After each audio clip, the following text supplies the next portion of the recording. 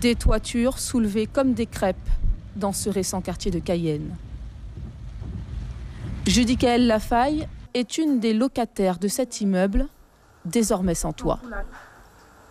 Sur le coup, j'ai cru que c'était le bâtiment qui s'effondrait et le temps que je m'aperçoive que c'était le toit, regarder pour la voiture, regarder s'il y a personne en danger et tout. Et après, voir l'état de la maison, c'est vraiment choquant en fait. On s'en remet pas en fait.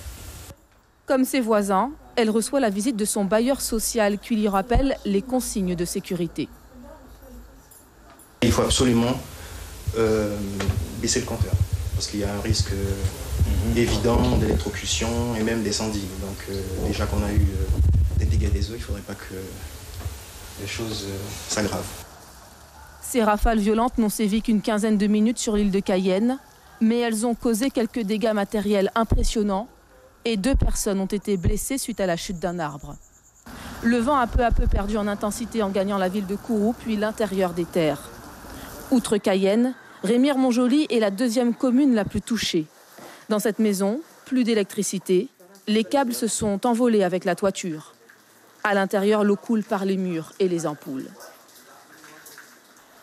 Nous sommes en train de couvrir le maximum des meubles pour quand, si jamais le faux plafond s'effondre, eh bien, au moins on va pouvoir conserver le maximum de biens matériels. Comme beaucoup de sinistrés, le propriétaire devra se faire héberger.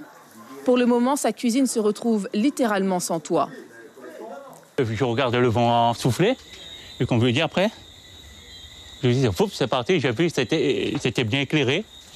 Comme vous voyez, il n'y a plus de plafond. On est ici à Montjoly depuis 1970. Hein. Vous aviez déjà vu ça? Non. Et pourtant, le phénomène observé n'est pas si inhabituel.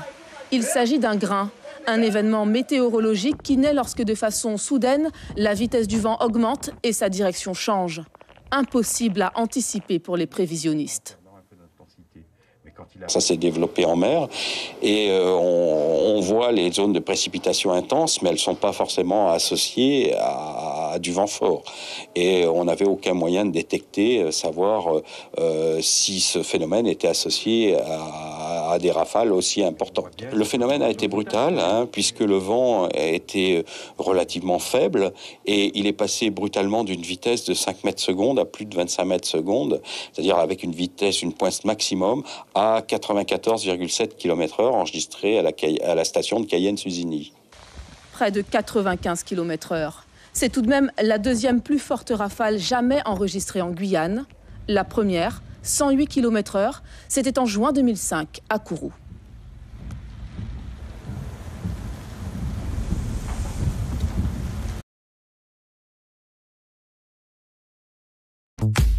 Suivez l'info sur Guyane la première.